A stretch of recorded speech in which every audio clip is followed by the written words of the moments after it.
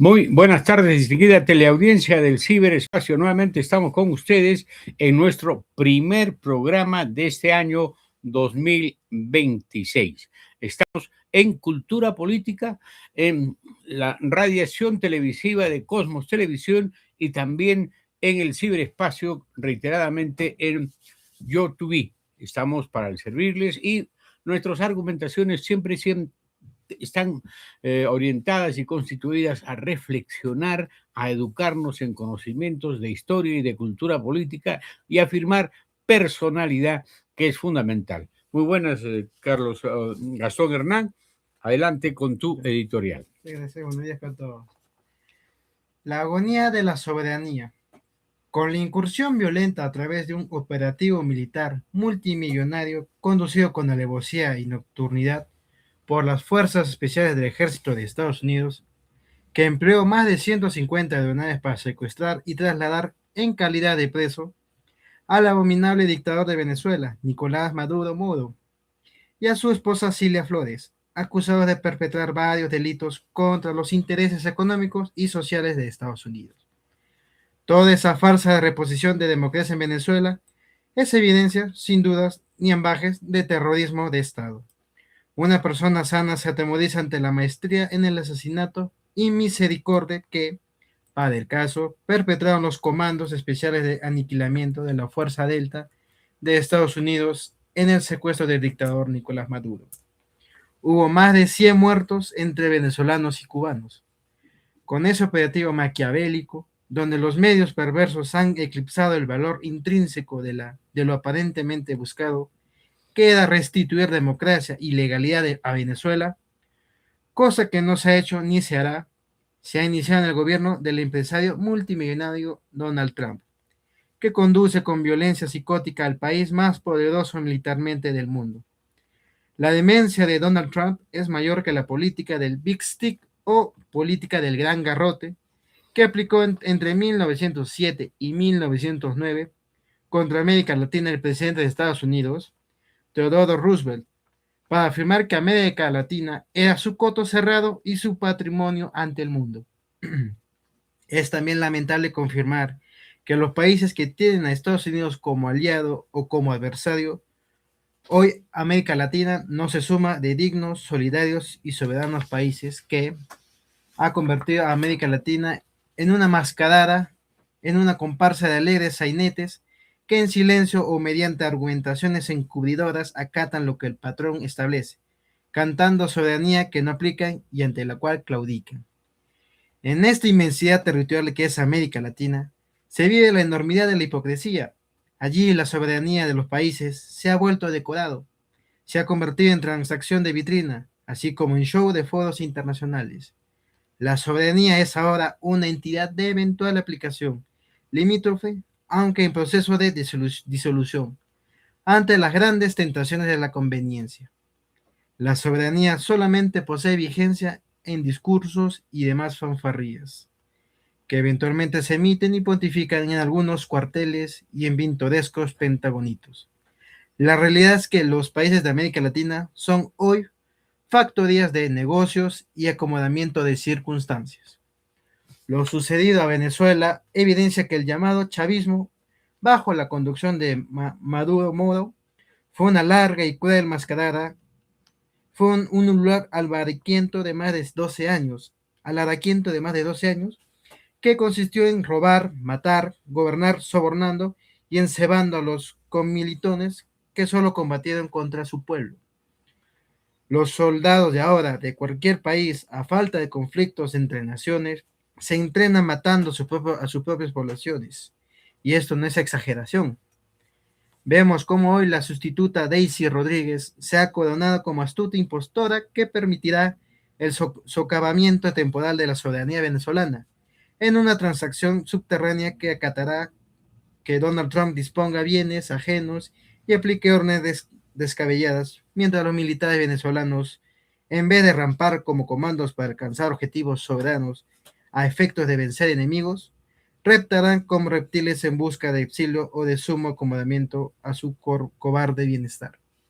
La verdad es que la soberanía es una manía que vive en agonía.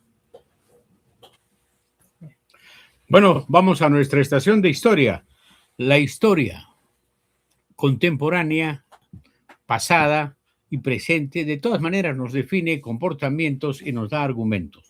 La vuelta del imperialismo impune y expoliador. En los primeros 5 lustros de este siglo XXI percibimos con agónica lucidez que los siglos XVIII, XIX y XX, aparentemente vencidos en su crueldad expansionista, han vuelto de nuevo y de manera provocativa para hacernos entender que el poder de la economía y de los intereses mercantilistas de los países poderosos se imponen apropiándose de los recursos naturales de cada país. En este presente, el principal actor disociador que retrotrae los siglos pasados a la escena internacional contemporánea es Estados Unidos, a través de Donald Trump, que ambiciona ejercer control político y económico en varias naciones bajo el pretexto de la seguridad hemisférica. Recordemos que los países más poderosos del mundo, donde descuella Gran Bretaña con Inglaterra a la cabeza, que armó la inmensa comunidad británica de naciones, donde muchos países dependían de la voluntad de la corona británica. Ese capítulo, aparentemente cerrado, posee resquicios y acuerdos subterráneos que privilegian expansionismos, donde ya, por ejemplo, talla y pide estatus semi-imperialista Israel, que impunemente ocupa vecindarios ajenos. La historia evidencia cómo y de qué manera países de Europa en el pasado fagocitaron y expoliaron impunemente África, Oceanía y también América Latina.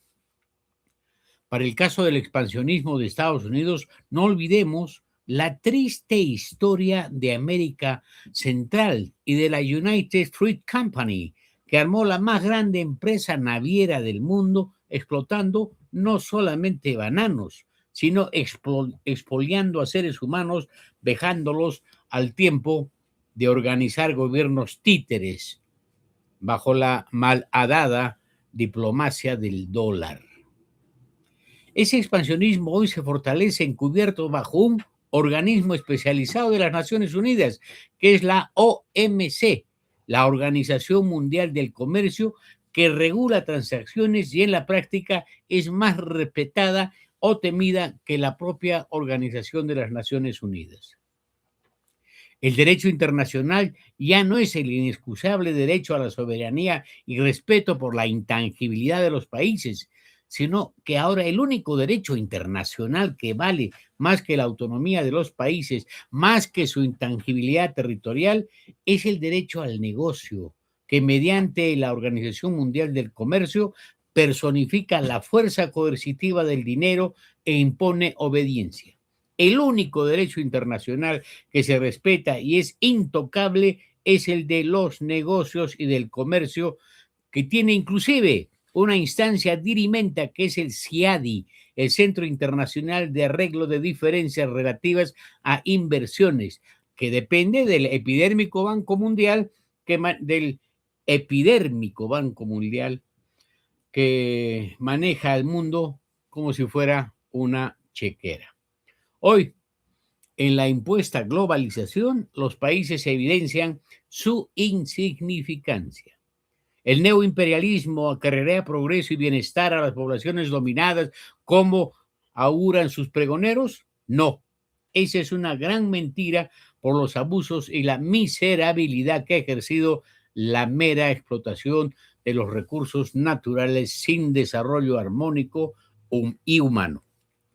Esta ha sido parte de una historia tan vigente, tan evidente y tan urticante que estamos padeciendo en estos días. Pues bien, tenemos un invitado estelar, amigo médico, que está en nuestra pantalla. Se trata de Óscar Vilca Romero, que es médico cirujano, especialista en medicina integrativa, magíster en salud pública y paz director de la región de salud de Puno en promoción de la salud. Además, es docente universitario en pregrado y posgrado y miembro del Comité Asesor de Medicina Complementaria del Colegio Médico del Perú. ha sido presidente del Club Puno en asuntos vegan, ¿no? Ya vamos a precisar de qué se trata específicamente esto. Y además es médico, deportista, es ciclista, es atletismo, hace yoga y tiene formación en neurociencias en el Germanische Heilkunde. Es muy bienvenido, Oscar. Gracias por estar aquí con nosotros en Cultura Política. Cultura Política, un honor estar aquí. Ha sido televidente, oyente, desde el inicio, cuando mi profesor, mi querido maestro, su hermano, don Ismael, empezó este espacio. Venga una honra a su memoria y, por supuesto, a su señor padre. Y pues aquí con su sobrino, hijos, sí, con el nieto hijos, del doctor también, Cornejo Rosselló. Es un honor compartir con ustedes y haber escuchado este editorial, haber escuchado esta introducción que ustedes han hecho. No me cabe más que empezar un poco por ahí desde el punto de vista que manejamos nosotros. Muchas gracias, Oscar. Realmente recordando a Ismael, lo tenemos aquí presente, sí, ahí está. En una fotografía y además en el corazón y en la mente, y sin ánimo de ser patético, su ausencia es muy sentida, sí, es muy dolorosa, y estamos a casi 9 meses de, exactamente, ¿no? 10 meses de su desaparición. Todavía estamos en el duelo, en el duelo todavía, y ojalá que su memoria, su legado, sus libros, sus escritos, que esperemos usted pueda plasmar con coautoría, estamos esperando eso para poder repasarlo y leerlo en todos sus PowerPoints y lecciones, PowerPoints y lecciones que él tiene por todos lados, consolidarlo y sistematizarlo, como usted bien sabe hacerlo, va a poder ser un buen legado para las generaciones jóvenes de médicos, de salubristas y de la población, y por qué no,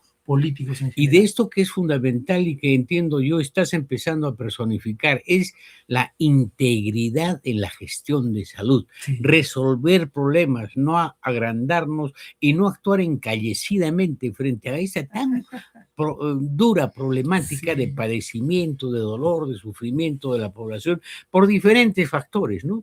Básicamente ahí es la cierta inoperancia que existe en nuestros sistemas de salud. Es que es un asunto también personal. Yo escucho la editorial del compañero que ha estado aquí con nosotros, escucho sus comentarios, el título del programa, Cultura Política, te manda a repasar qué es cultura, te manda a repasar qué es política, y ahora que estamos hablando de salud, te manda a repasar qué es salud, y obviamente en el contexto de lo que ha ocurrido en Venezuela con Estados Unidos. Entonces yo he hecho un pequeño resumen hoy viernes 9 de enero, que es el cumpleaños de mi señora madre, Olga Romero de Vilca, ahí en sintonía.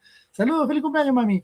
Y nada, pues cultura como para la salud, para nosotros es cultivar, ¿no es cierto?, el espíritu, tener el cuidado respectivo, conocimientos, costumbres, creencias, y por qué no, crecimiento y desarrollo. Eso es todo lo que te ayude a eso, estás haciendo cultura. Puedes hacer cultura desde tu salud.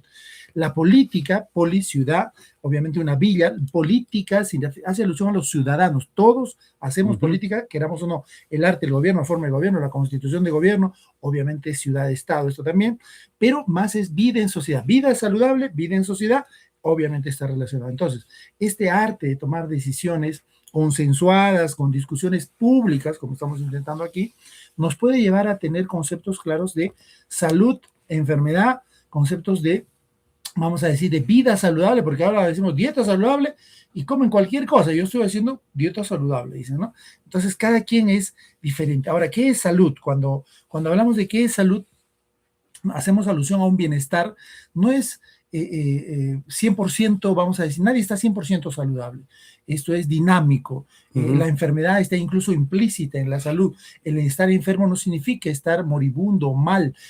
Como bien decía el doctor Ismael, con su artrosis en su rodilla, dice, yo me siento sano con mi artrosis. Entonces, ese sentimiento personal de salvación y de seguridad, de saludar a la vida, hace que tu salud crezca. Los santos tenían más salud.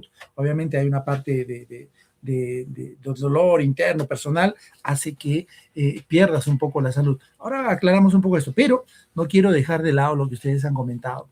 Los que venimos del mundo de los negocios, voy a decir, ser ambulante incluso, ser un pequeño micro emprendedor, comerciante, hacer comercio, saber lo que es el mercado y aprender desde el Fujiyok ¿no? Del 90, cómo es que hay que conservar y cuidar el dinerito, y si no tienes capital, ¿qué vas a socializar? O sea, hay que tener capital para socializarlo y viceversa. Entonces, el que no tiene capital no puede socializar, el que no tiene salud no puede dar salud. El que no puede cuidarse, no sabe cuidarse, no tiene casi derecho a hablar de salud. Entonces, todas estas cosas están integradas e ensimismadas, ya no tanto en el mundo de las especialidades, sino casi en la desespecialidad en que tenemos que saber de política, que tenemos que saber de cultura, tenemos que saber de salud en general, y por eso es salud integrativa. Claro, y además un médico integral, culto, que tenga una visión humana de las cosas. Como yo le pregunté el otro día en el Seguro Social a una doctora si había leído a Pedro Laín el Trago, que es muy especial, un médico famosísimo, pero básicamente a uno que ha sido premio Nobel de literatura, digo de medicina, y me dijo que no lo había leído, que desconocía. Es decir, la gente, los médicos ahora no tienen una voluntad de adentrarse con humanidad en el acto médico, de precisar y bucear en lo que es, como dijo este médico, más importante que la enfermedad es el paciente, porque ahí tienes que hacer la anamnesis, tienes que bucear en sus condiciones, es decir, una situación mucho más real para diagnosticar, lo que no sucede en la actualidad. Sí, es que la especialidad como tal, creada hace poco más de 100 años, ha ayudado, y seguramente es una muy buena medicina de emergencia. Cuando hay una emergencia, los especialistas, pediatras, neurólogos, cardiólogos ayudan y salvan vidas. Pasa que el 70-80% de la población no pasa emergencias todo el tiempo y necesita una salud pública, necesita una salud dinámica, diferente, externa, por eso le llaman incluso natural, alternativa, complementaria, cada una con sus matices, y no tenemos médicos abocados 100% a eso, porque obviamente es menos rentable, ¿no es cierto? Una operación de neurocirugía, benditos sean los neurocirujanos que salvan vidas, pero alguien que va a hablarte, ponte del perdón, en mi caso, del ejercicio, en mi caso, que te va a hablar de una dieta sana, saludable, vegetariana, ojalá, no es tan rentable como lo es el otro lado. Entonces, el apoyo, ojalá en el futuro, vamos a decir, político, el apoyo del gobierno, el apoyo del líder de turno, abocado a que ese presupuesto vaya un poco más a promoción de la salud, cargo que usted y yo hemos ocupado en la misma oficina, que sabemos que no hay mucho presupuesto, pero se hace lo que se puede, y con las políticas públicas dirigidas desde el escritorio más recóndito allá en el Ministerio de Salud, no es una realidad que palpamos en la parte primaria. Claro, y ¿no? Ahí uno de los grandes lastres que tenemos es la propia población.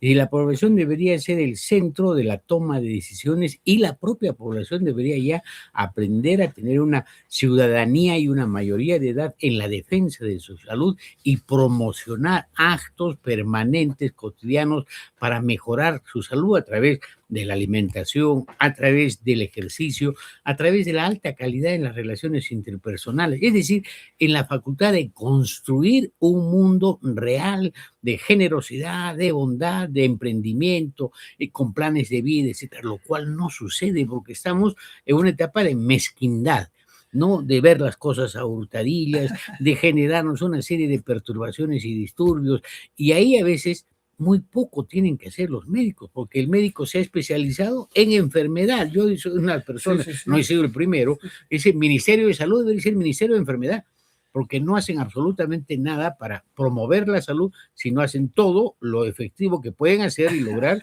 para evitar la enfermedad, mientras rehabilitan, mientras previenen, pero no promueven, ¿no? Ahí tenemos un concepto reconciliador también, gracias a esta línea de neurociencias de Germán Shihikun, de que la enfermedad como tal no es algo malo, no es una falla del cuerpo. Es una expresión de la vida, ¿no? Claro, es una expresión de sobrevivencia incluso, los sobrevivientes del cáncer suelen decir, bendito ese tumor que me cambió la vida, que me cambió la dieta, que me acercó a Dios, que me hizo perdonar a mi familia, a mi entorno, me hizo ver la vida de otra manera, a ver y cuidar el dinero y manejarlo de otra manera.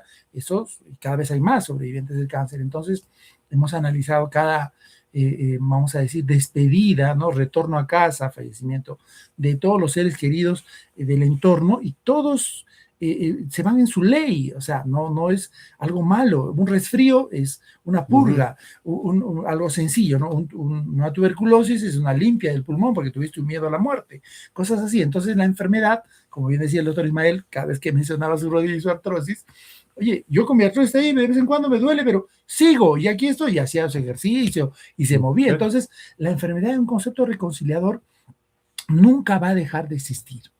No vamos a poder erradicar la diabetes ni la hipertensión porque son estrategias adaptativas de supervivencia y programas biológicos que tiene el cuerpo ancestralmente, filogenéticos, ontogenéticos, para poder. ¿Por qué los detectamos más ahora? Porque están a flor de piel y casi es, hoy miel tiene y se contagia uno. Antes seguramente existía y no teníamos estos chequeos intensivos. Entonces, todas las enfermedades son estrategias evolutivas.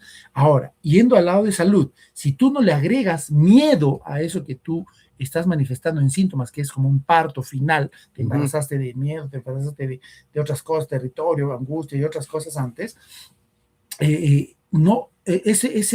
recorrido del simpático al parasimpático, una enfermedad, pasa y transcurre y puedes recuperarte rápido, pero le agregamos un miedo. Usted tiene cáncer, ¡oh! Se agrega otra enfermedad. Ese es un tema ahí, ¿no? O sea, terrible, sí. Pasar del, bueno, como decía un amigo ironizando, del simpático al parasimpático y al simpatiquísimo, ¿no? Pero bien, el tema es este.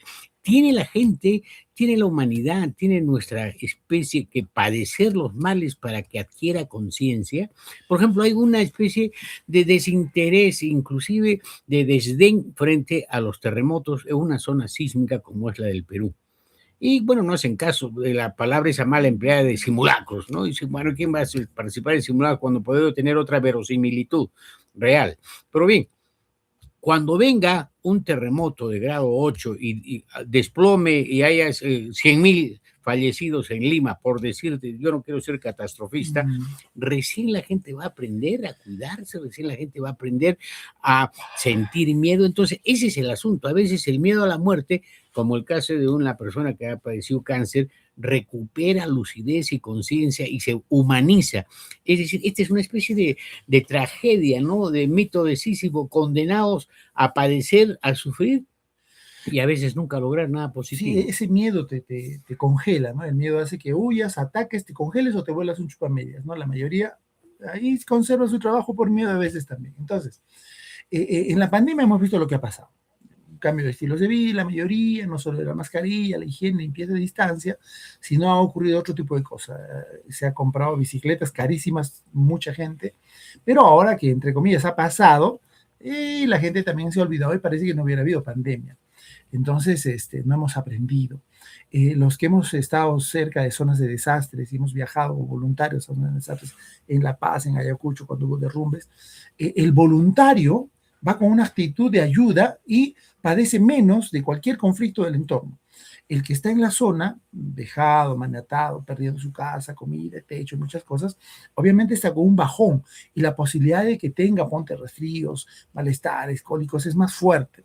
Entonces, eso lo hemos visto y lo hemos palpado los que participamos en este tipo de, ya no simulacros, sino en acción en vivo, para ayudar. Esto es con los bomberos amarillos al cual pertenecíamos. Entonces, cuando algo ocurre ya hacia el final, es como una etapa última. Yo lo relaciono siempre con el embarazo. Estás dando a luz y estás preguntándome cómo prevengo el embarazo. Ya estás dando a luz, ya es la emergencia, ya es el final. Y esos son los síntomas normalmente. Por eso mucha gente con síntomas serios, graves, toma una plantita, se toma la pichi, se toma un barro, se toma una pastilla y, me mejoró. Hubiera mejorado sin nada también, porque era el parto y ya se salió. El embarazo y este simpático que estuvo aquí, el proceso, que muchas veces lo vivimos en soledad, solitos, con mano fría, con poco apetito, sin sueño, no teníamos sueño y para para pasar al parasimpático tiene que haber perdón, reflexión, conciencia, y a veces es inconsciente. Así será, pues ya pasó, pues ya tengo que seguir adelante. Al quien han despedido de la chamba, hay muchas posibilidades de reacción.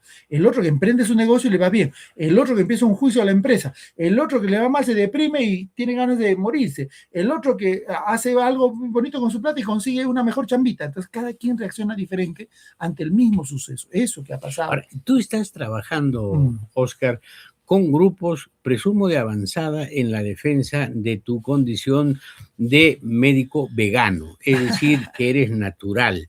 Y entonces ahí lo que se requiere es grupos humanos activos, actuantes, con lucidez, para que permanentemente vayan irradiando un ejemplo hacia su colectividad, hacia su población, porque una educación aislada o que entra a grupos aislados, etcétera, tiende a languidecer y a desaparecer, se diluye. Sí. En cambio, si tiene un grupo que active, que sea como monitor, que digamos un hub, ¿no? Lo que le llaman ahora es ese conglomerado de comunicaciones y de interactividad.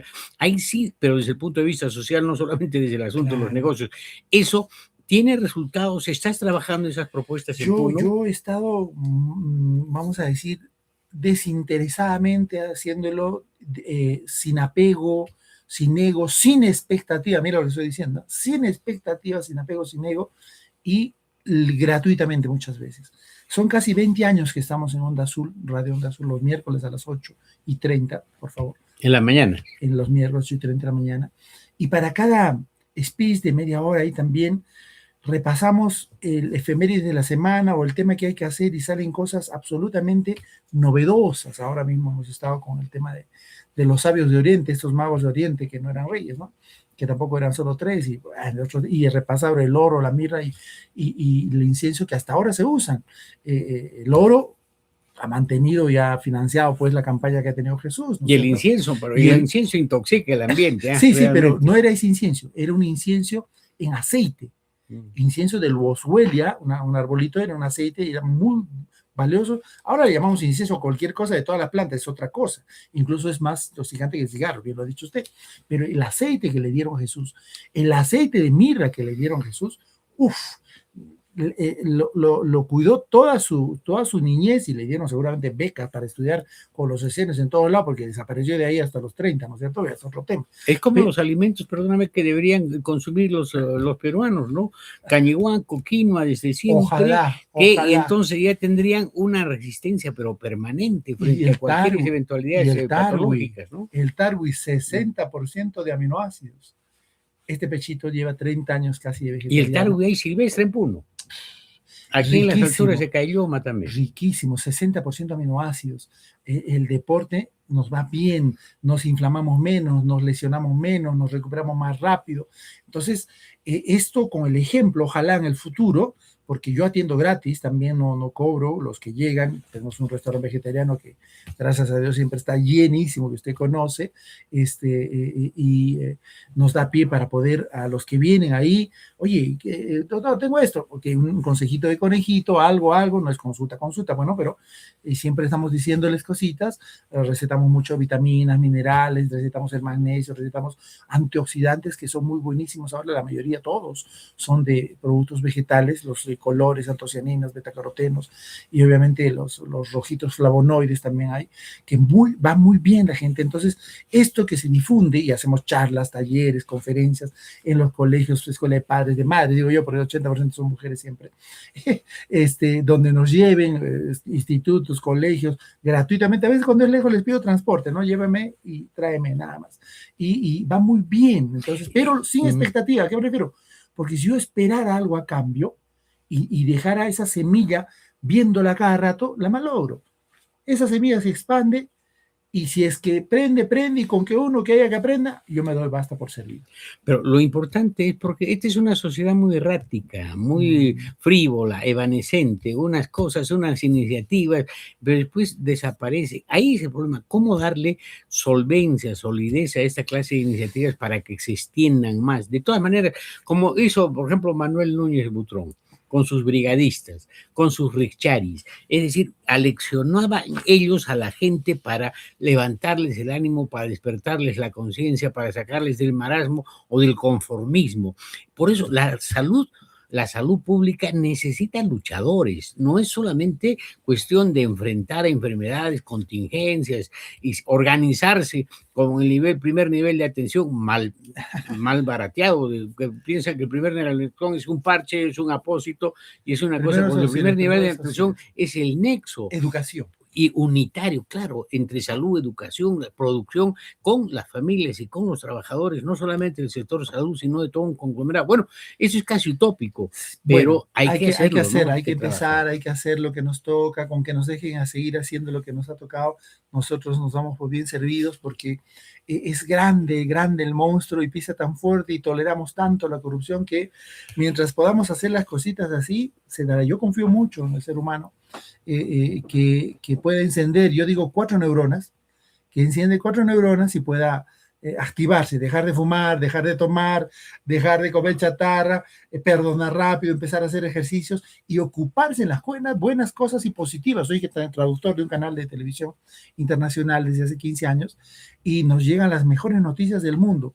Obviamente hay noticias del cambio climático y catastróficas también, el agua y problemitas que hay en varias partes del mundo, pero en todos lados hay noticias buenas, hay personas buenas, hay creadores, innovadores, sabios, líderes que están sacando información de premios Nobel, incluso de medicina, que por ejemplo el comer poco, el comer hipocalórico, incluso tipo de ayuno, la autofagia, estos nombrecitos raros que están apareciendo con ahora la microbiota. Oye, los microbios no eran tan malos como nos decían, tienen algo, trasplante de microbiota ahora, los veganos tenemos más variedad incluso de bacterias buenas en el cuerpo y hay trasplante también de veganos a otros que no lo son tanto, y hay mucha buena información que el que quiera educarse, el que quiera cambiar, el que quiera mejorar, es más fácil ahora que antes. Así que las excusas, para mí, el que se queja de todo es un quejudo. Quejudo, dije, ya no más. Ahora hay que ver proactivo, ver las cosas positivas de la vida, que nos queda, que hay cosas detrás muy buenas. Pero eso induce de todas maneras a un cambio de currícula, de estudios, para que los niños, los adolescentes, los jóvenes empiecen a razonar no solamente sobre el aprendizaje libresco, memorístico, etcétera, y tengan otras iniciativas, ingresen al escenario de las realizaciones. ¿Por qué la juventud está arrojada o anudada a un pupitre y no sale a realizar actividades con emprendimiento, con proyectos? Las ciudades necesitan arborización, necesitan producción, necesitan la floristería, bueno, varias cosas de estética, de producción, de todo, pero bajo el empeño y la visión nueva de la juventud, que está en los mejores años de su vida o en los más creativos, está disciplinariamente recibiendo las órdenes de un profesor en el aula, ¿no? Un vicepresidente de una gran nación al cual tuve acceso a una conferencia en vivo nos decía: los jóvenes de ahora nos van a chiflar a nosotros los adultos por lo que hemos hecho con este mundo. Y los jóvenes, muchos están reaccionando, los jóvenes post-pandemia, pandémicos también, que ya están graduándose muchos, van a hacer un cambio enorme, creo yo. Este cipeo que a veces nos llega en las redes sociales, me he encontrado con información de Suiza. La educación es diferente, el gobierno es diferente, ya no es un solo presidente, son 7 que se va rotando en un año cada uno, hay elecciones o hay votaciones, hay permanentemente para rotar y ver, y el índice es uno de los países más ricos del mundo, está en el top 3, con el PBI más alto, y en educación van bien. Hay otros ejemplos, seguramente, que ojalá los líderes que nos lleguen ahora votemos mejor, por favor, porque luego nos quejamos de los que votamos nosotros, elegimos. Cierto. Ahora, para complementar, Oscar, lo que estamos conversando, esta mañana escuché una noticia bien especial y se me ocurrió hacer esta notita, que es una píldora conceptiva, justamente que recrea lo que estamos hablando. La medida desmedida. La noticia veraniega más delirante es que el Ministerio de Salud calificó como saludables a varias playas peruanas del litoral pacífico. Pero nos preguntamos, ¿quién califica de saludable al Ministerio de Salud? ¿Cómo una institución sectorial endeble e ineficiente como es el MINSA califica de saludable una realidad playera que no la componen solo patógenos con estabilidad laboral o virus ambulantes y bacterias informales, cuando lo más grave no surge del análisis de laboratorio, sino que surge de la dinámica social, que es una realidad contaminada por gente contaminada de consumismo y de irrespeto por el ambiente que usa. ¿Hasta cuándo la salubridad pública solo será fachada y no ingresará a la educación y promoción de la salud y proyección de la vida sana? Una playa calificada de saludable, si hoy día recibe 20,000 bañistas, al día siguiente, ¿seguirá siendo saludable? Pamplinas, vivirá con más ponzoña que un ambiente laboral ministerial. Antes que calificar de saludable a una playa, lo que se debe hacer es calificar de civilizada y saludable a la población. Y el MINSA no lo puede hacer, porque no maneja con criterio social la realidad que demanda acción coordinada con municipalidades, con instituciones educativas y todo el entorno de padres y madres de familia. Pero el MINSA define realidades utilizando solo indicadores bioquímicos y se lava las manos en agua y sociedad contaminada. Y salud, definitivamente, no es el dato estadístico, ni venta de fármacos, ni notas de prensa. Necesitamos menos polisacáridos mentales, menos hemorragia coagulada y rótulas envejecidas aptas para el caminar ambiguo. Esa sí es nuestra pildorita. Qué bonito. Me ha hecho acordar dos cosas. Uno de mi profesor médico Necuoda, que ya está ascendido, y le decía, los humanos hay muchos macrobios, pero a la luz de la microbiota y que los microbios no son malos, un macrobio puede ser aquel loco que quiere hacer algo diferente, ¿no? Entonces ahí calificamos también. Y lo que usted ha dicho bien, ¿quién certifica al certificador? ¿No es cierto? Ya sabemos quiénes son los super expertos de las direzas, jerezas y del ministerio, y hemos llegado, los conocemos y hemos sabido. Quisiera por lo menos una ley ahí para ver un examencito permanente a los, vamos a decir, nombrados, a ver cómo rinde. Entonces, lo que usted ha dicho está excelente. Es un asunto, como bien decía Giovanni Manrique también, con quien comparto cabina los miércoles. No vamos a poder cambiar a la gente con una normativa, con un decreto, con una orden, con una ley o coaccionarlo. Es casi una tarea individual, personal, familiar y del líder y de la abeja verde de la familia que pueda hacer esto.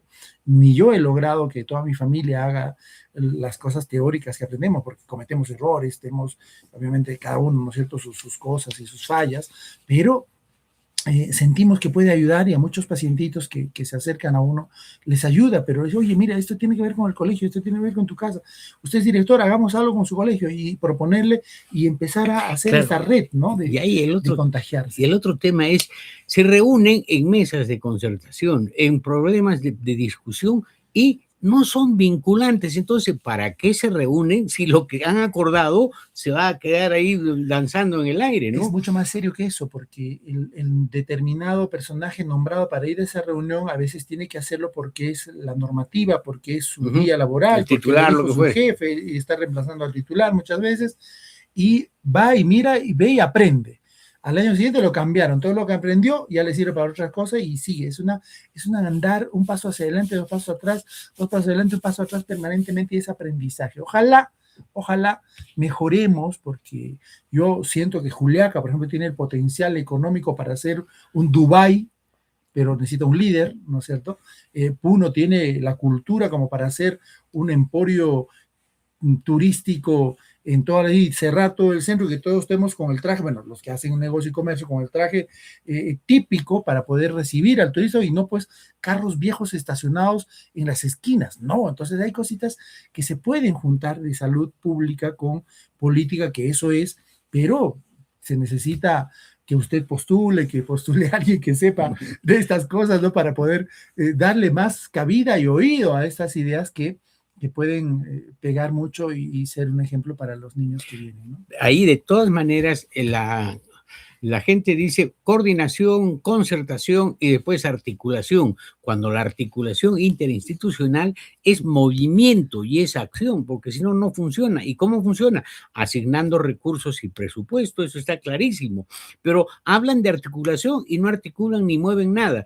Ese es uno de los problemas concretos que la legislación regional debería resolver, haciendo, por ejemplo, que en el ámbito de las regiones Cusco, Arequipa, Puno, Moquegua, algo del sur, definan que tienen la obligatoriedad, educación, agricultura y salud, caminar juntos a través de programas específicos que se mentalicen, se elaboren y delineen de alguna manera concertada y con visión de futuro, de tal suerte que, como tú has tenido experiencia en promoción de la salud igual que yo, vamos a un colegio a decir esto hay que hacer para cuestión de participación de los niños, de los jóvenes en asuntos de salud. No, Si el ese es director el no problema, quiere, es el no problema entramos. de salud, no es imagínate, o sea, es realmente un envejecimiento del sentido de la realidad, ¿no? Se ha Pasa en, empobrecido pasa en totalmente. todos los sectores. En educación, los nombrados, que tienen obviamente una responsabilidad con su sueldo y cosas,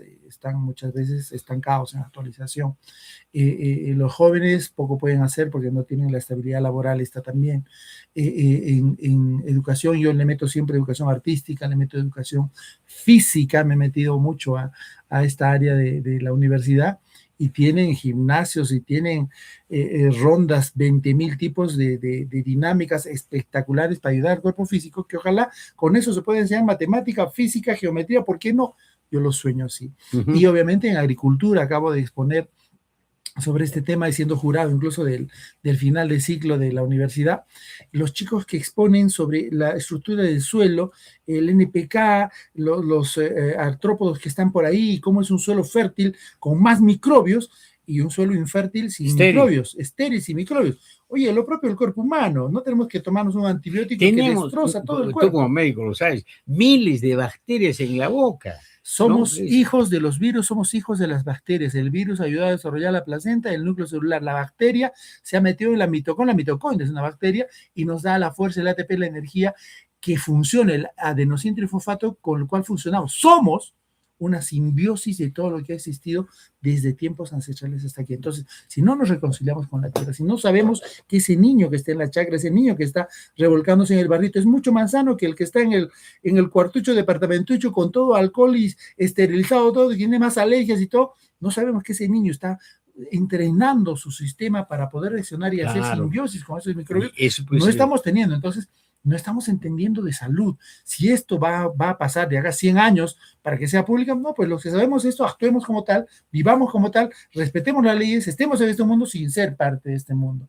Porque ya los que no fuman, no toman y no van a reuniones pacharacas, voy a decir, que para mí son malversación de fondos, se lo he dicho públicamente a varios alcalduchos que se gastan 300,000 para 1,000 personas que van, bueno, ya 2,000, 3,000 personas que van a un superconcierto que se han gastado $100,000. O sea, eso es malversación de fondos. Se pueden hacer muchas desquiciamiento cosas. Total. Bueno, hay muchas cosas que se pueden decir, pero si nos integramos y nos sentamos, y si un político de verdad convoca a los que manejan información seria, actualizada y de verdad, vamos a decir vanguardista, vamos a cambiar. Si no, van a seguir pagando y contratando a los que pusieron la banderita, al que puso la cuota, al que está haciendo cositas, y ahí más entre ellos creyéndose los súper sabios, y no funciona así. Ahora, hay una cuestión que a mucha gente le genera desconcierto, es esto de la cultura de la alimentación vegana. Tú sabes que el organismo, que es una maravilla, no puede sintetizar ciertos aminoácidos esenciales que vienen en las carnes. ¿Hay algún complementario, un sucedáneo? ¿Ya se ha mejorado este asunto a través de la dieta? ¿O de todas maneras uno tiende a continuar y a terminar descalcificado con algunas dolencias, algunos padecimientos, cuando es hipervegano al 100%? Todos los aminoácidos son producidos por las plantas.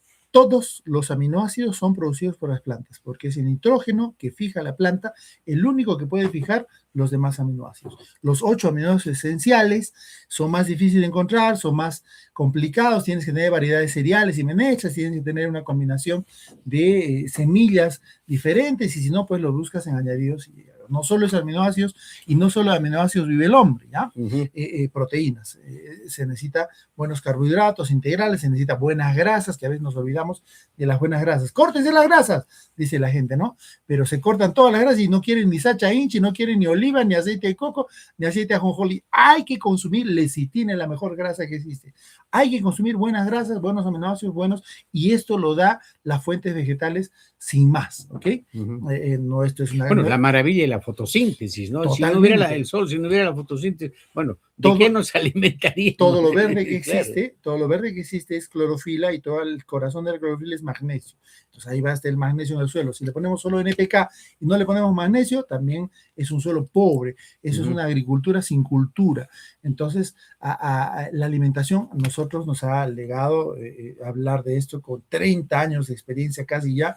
Si las teorías que nos enseñaron a nosotros fueran ciertas, estaría yo muerto. No lo estoy pero hablando ya en una situación más coloquial, ¿no extrañas, por ejemplo, o nunca has tenido oportunidad de comer un bife argentino medio sangriento? Sangre, sangre, cantaba la vida. Nos hemos fabricado nuestro bistec, nos hemos fabricado nuestro anticucho, nos hemos fabricado nuestro broster, tenemos nuggets, tenemos churrascos, todo vegano, y se puede hacer sin llegar a, vamos a decir, en PhD, una PhD de Harvard, Melanie Joy le dice el carnismo como una filosofía creyendo de que si no comes carne vas a morir, y si no comes carne no es rico. Falso.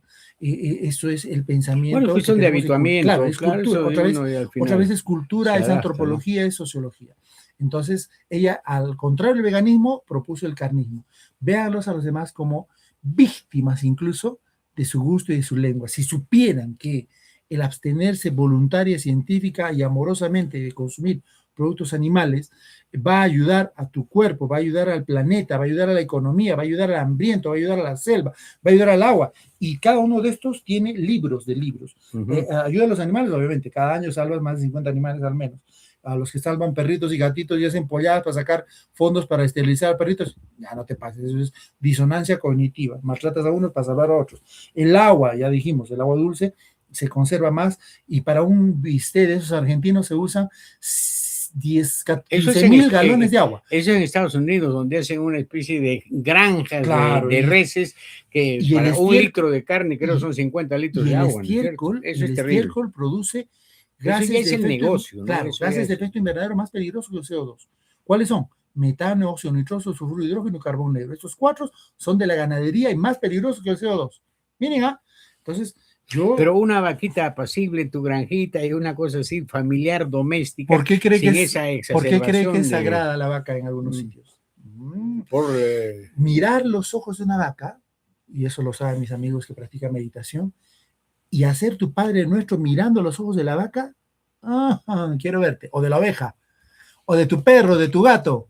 Y esta Melanie yo escribió, ¿por qué amamos a los perros y a los gatos y nos comemos a las vacas y a las ovejas? Por cultura, pues supongo que es parte de la herencia. Claro, hay otro tema. Entre los libros aquí, usted que encontró a uno antiguo, ¿no? Que dice que antes se consumía la leche de la llama. ¿Y por qué no se consume eso? Porque, bueno, no necesariamente como aperitivo, como parte de ingesta alimentaria, sino puede ser como cosmético. Puede ser como remedio, puede tener algunas otras posibilidades de utilización. Está de moda también, ¿no? La cabra, ¿no? Dice, la cabra no tiene tantas enfermedades, entonces hay que comerse a la cabra. O sea, qué razonamiento más ilógico. Discúlpeme, Los seres humanos somos los únicos inteligentes, entre comillas, que lactamos de una mamá que no es de nuestra especie. Somos los únicos que lactamos de una mamá después de que hemos dejado de lactar, que ya hemos dejado la teta.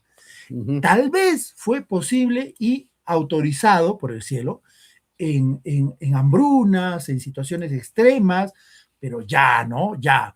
El abuso de la leche de todos los animales, en varias culturas se toma de todo tipo, ha producido asma, EPOX, tumores, ha producido alergias, ha producido una hormona de crecimiento más alta en varios sitios y crecen debiluchos. El consumo de leche está asociado en muchos sitios a enfermedades terribles y inflamaciones terribles. Los que tienen tos, resfrío, bronquios y mocos, absténganse de la leche, del huevo y del azúcar, van a ver cómo ese moquito disminuye porque produce más inflamación. La leche no es para ti si no es de tu mamá. Punto. Claro, la lactancia es fundamental, ¿no es cierto?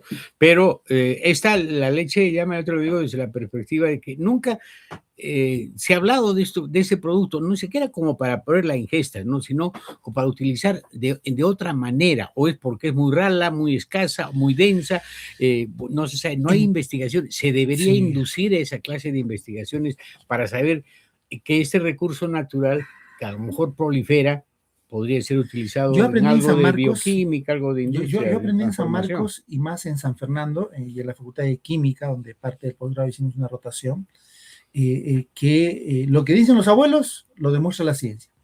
Tal planta sirve para tal cosa, demostrado está en San Fernando bioquímica o en química, que esa planta sirve para tal cosa.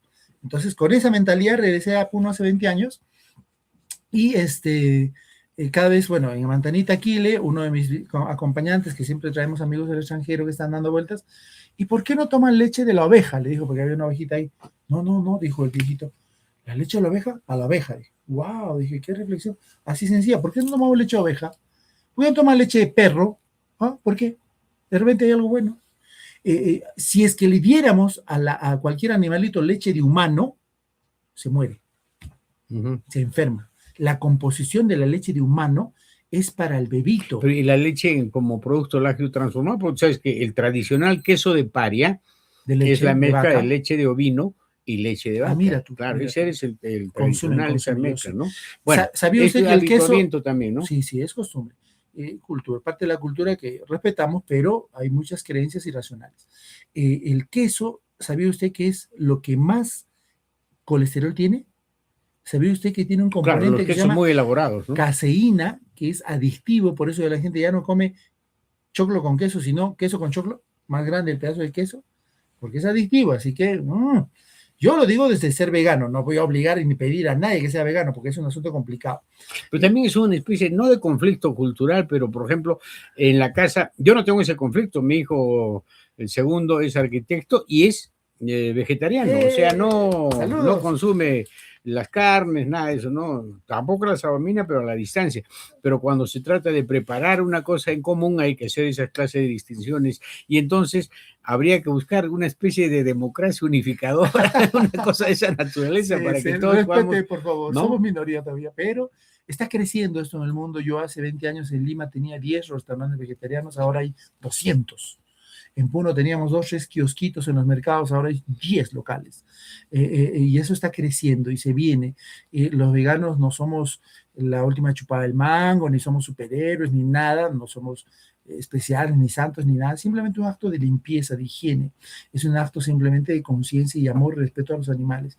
Yo lo hago por respeto a mi carioco, mi gallito, que lo mataron. ¿Y desde qué edad tú empezaste con ser Hace vegano? 30 años. ¿3? Hace 30. 30 años. 30 años. Yeah. Entonces fue pues, muy... Pero no extrañas tu adolescencia de comedor. No sabe más bien de lo que me he salvado, de lo más, porque yo lo hice estando en el hospital y encontraba relación de cáncer y carne y se lo decía a los pacientes, me llamaron a la dirección, doctor Alcar, a la dirección, ¿por qué le dice usted esto a los pacientes? Me dijo el director, entonces ni recuerdo el nombre.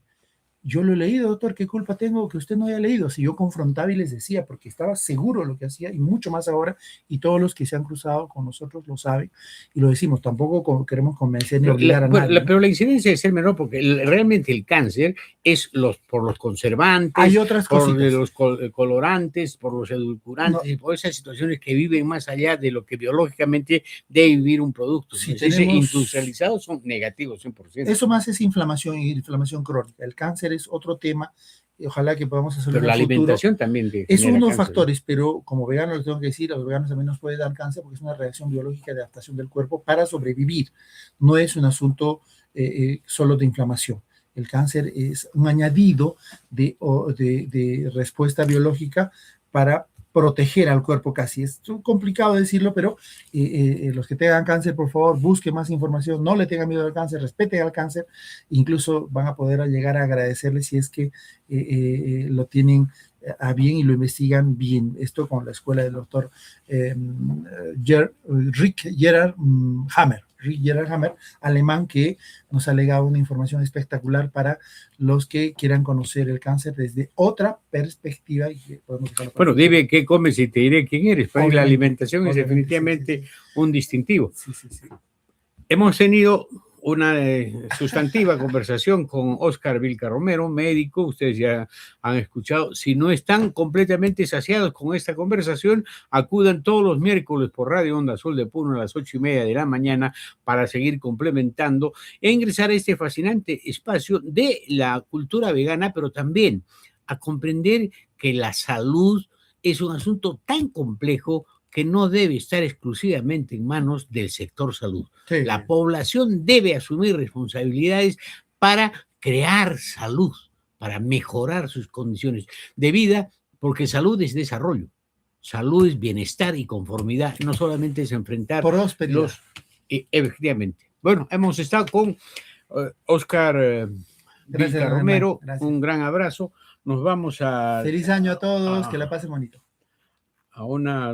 A nuestra despedida. Tengo una pequeña biografía por acá de un hombre ilustre, ¿no? Un peruano de gran... Aprovecho para despedirme, don Hernán, ¿sí? A todos los amigos que quieran ayudarme a difundir, respetando un poquito todas las condiciones que nos pongan en el ambiente que nos lleven, colegios, universidades, institutos, asociaciones civiles, grupos de seres humanos, que se reúna un grupo, nosotros vamos a ir gratuitamente, a donde llegue esta señal, todo el macro sur del Perú, si es por internet, si es virtual, temas de medicina, estilos de vida, medicina integrativa, temas de veganismo, de deporte, temas de medicina, vamos a decir, preventiva en general y natural. Óscar Vilca _Romero en las redes sociales, y si no, ahí en este espacio abajito voy a poner el teléfono, y si no, lo ponemos también aquí. Y este programa sale por Cosmos Televisión a las 5 de la tarde, los días viernes, y se repite los domingos a las 7 de la mañana por el mismo canal, pero también está en la nube, en YouTube. Pues bien, nos vamos a una biografía de un peruano ilustre, con la compañía de Óscar Vilca. Raúl Porras Barrenechea. Fue un peruano excelso, nacido en Ica en el último lustro del siglo XIX, en el año de 1897, y falleció en Lima en 1960 a la temprana edad de 62 años. Su vida fue de ejemplar construcción de peruanidad con humanidad universal e incólume decencia. Como maestro, dictó durante muchos años cátedra en todos los temas en los que depositó conocimiento y versación, en especial a los que atañen a la historia del Perú prehispánico y de la fase de irrupción de conquistadora, alineando y tratando con suma destreza a todos los cronistas que metieron pluma ante la realidad del Perú que los deslumbraba o al Perú que criticaban, porque todos los cronistas, sin excepción, pensaban y escribían atravesados por el catolicismo y sus preconceptos y conductas culturales de corte medieval, autoritaria y de temor a Dios, metiéndoles miedo a todos los que participaban de sus entornos. Los cronistas eran en ese tiempo, como son ahora los periodistas asalariados que inventan realidades para engañar al populorum o justificar atropellos de los poderosos, callando evidencias para no perturbar sus consignas. Pero bien, Raúl Porras Barrenechea, al estudiarlos a los cronistas, no se contagió de las pequeñeces de estos analistas de la realidad inmediata y fue el principal estudioso en esta temática, no dejando de lado la historia del Perú y su génesis como país desde las fronteras y los tratados de límites. No obstante, los que hoy deseamos relevar en esta sucinta y panorámica biografía de un ilustre peruano fue su discurso y su posición doctrinaria como canciller de la República en defensa de la autonomía y soberanía de Cuba, pese a las órdenes que recibió del presidente Manuel Prado y Ugarteche de que en la Organización de Estados Americanos, OEA, condene a Cuba. No, Raúl Porras Barrenechea acudió a la honestidad y no acató las consignas del poder de turno, pese a que él lo representaba como máxima autoridad en relaciones públicas. después de esta heroica intervención y criticado fue por la rosca oligárquica de peruana, Raúl Porras Barrenechea falleció en Lima 2 meses después, consciente de que pisaba el Olimpo y la grandeza de los peruanos de verdad. ¡Qué vergüenza! Y qué pena que los últimos cancilleres que luce el Perú sean Cere y Pavilo y estropajo de sus jefes políticos de turno, inclinados al servilismo internacional y despojados de honestidad, de carácter y lealtad a los principios básicos que ornan la peruanidad y utilizan en su defensa coartadas, mintiendo y falsificando la realidad. Honor y siempre gloria a Raúl Porras Barrenechea, además uno de los más grandes prosistas del Perú. Con esto nos despedimos. Hasta la próxima, si Dios nos da vida y a ustedes paciencia. Ha sido Cultura Política. Muy bien.